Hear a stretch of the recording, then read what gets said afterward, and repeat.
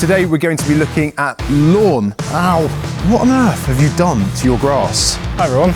Everything's dead in Paul's garden. But if your lawn looks like this, Don't despair, we can get it back to its best. now using a powered scarifier is certainly going to make it much easier. But we want our lawn looking great. First, we've got to aerate. Come on. I'm doing it. Done. It's not done.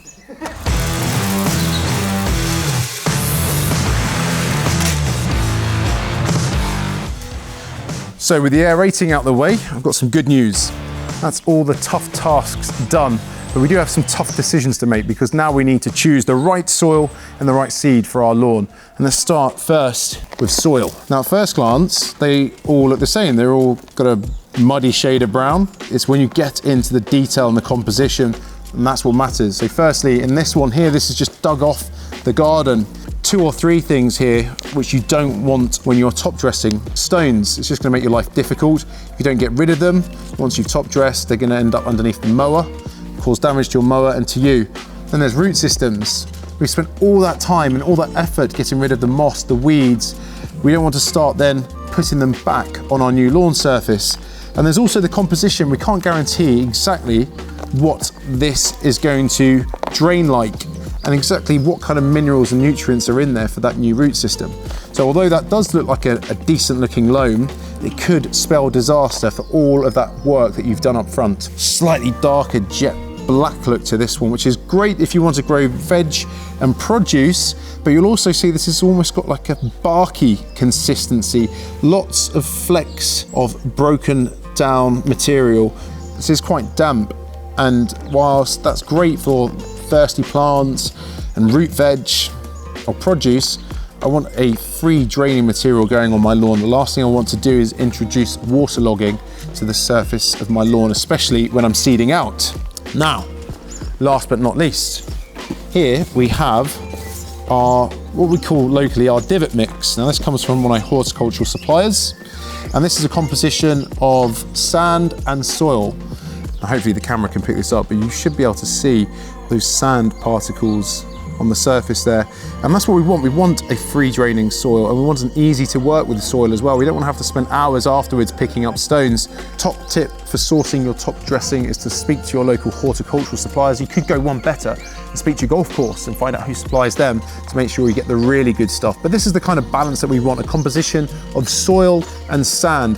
Those juvenile root systems are going to be able to penetrate and permeate through that sand and then latch on to all that nutrient-rich material in there. So we're gonna have happy roots, happy grass. So this is the kind of material that we want for our lawn. Now, before we start spreading the soil, let's talk about seed. Mate, can you just pass me that seed? Mate, we've already done a video on birds. Incidentally, check out the video on birds. And you're gonna have to go very wrong if you use bird seed, but you can be forgiven for being a bit of a bird brain when it comes to choosing off-the-shelf seed. Because at first glance, these seeds look exactly the same, but they are geared up to do 2 completely different jobs. They're both gonna give you a luscious, rich, regal lawn, but one is a composition of fine fescues, which are predominantly used for a formal lawn. Think of something like a bowling lawn, croquet lawn, golf greens. And the other one here is a composition of fescues and ryegrass. And the ryegrass is much tougher, much more resilient. It's a slightly thicker blade of grass, and that will give you a uniform, hard-wearing lawn throughout the summer months. So it's great to make sure that you look into the composition of the grass seed and always ask for a bit of advice. And if you can do, seek out some of the local horticultural specialists again, because they'll be able to point you in the right direction for the right seed for your tasks. Another thing to consider as well is the environmental conditions. If you've got overbearing trees or big hedgerows, which are going to give a lot of shade on your lawn area, you might want a shade-loving ryegrass, which will stand up to the job of not having enough sunlight throughout the summer months. But it's always worth asking the question and make sure you get the right balance of seed to match up for the right demands of your lawn. So now we've distributed the soil over the surface of the lawn, we've got to start moving it around to make sure it covers the entire area, and it's worth investing in something like this. This is a landscaping rake. Broader width, lots of close tines there, and these are all spring tines as well. And then on the underside, you've got a smooth, flat surface, which is great for pushing around the soil. When it comes to the coverage, you want to make sure that you don't completely eclipse your existing lawn. But in the worst case scenarios, or should we say in the pool case scenarios, you might want to be a little bit more liberal, as we have been here. So we've given this a real injection of new material, and we are going to distribute that further because we want the new seed to have a real shot in the arm and every hope of survival.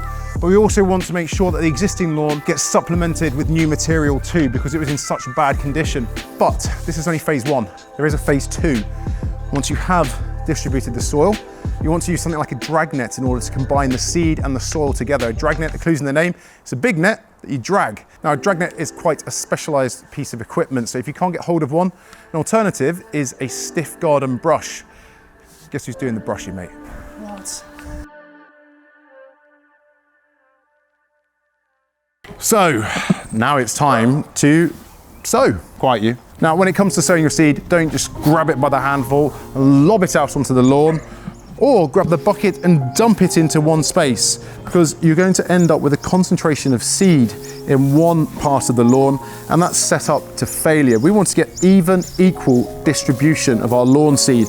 Now, there's an old rhyme here in the UK, which is one for the wind, one for the crow, one to fail and one to grow. And it's a pretty good rule of thumb, really, because there's a lot of variables that we need to take into consideration. But the one thing I would advise is that you don't get tempted to over distribute the lawn seed. And there's another thing that's worth bearing in mind too, and that's being patient, because it's not going to start growing immediately, but with the right conditions and a little bit of loving afterwards, you'll soon start seeing a little horticultural 48-hour shadow propping up from your newly prepared lawn. But how to sow? Now, you can do it by hand, but it is quite difficult in order to get the exact amount of seed, especially if you're having to contend with the wind.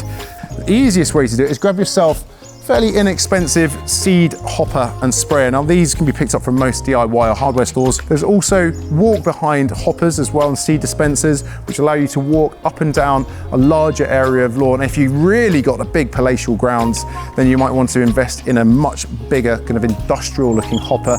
Again, we should try and put some images in here of hoppers. Yeah? So I want you to seed an area and gently rake and then move on to another patch.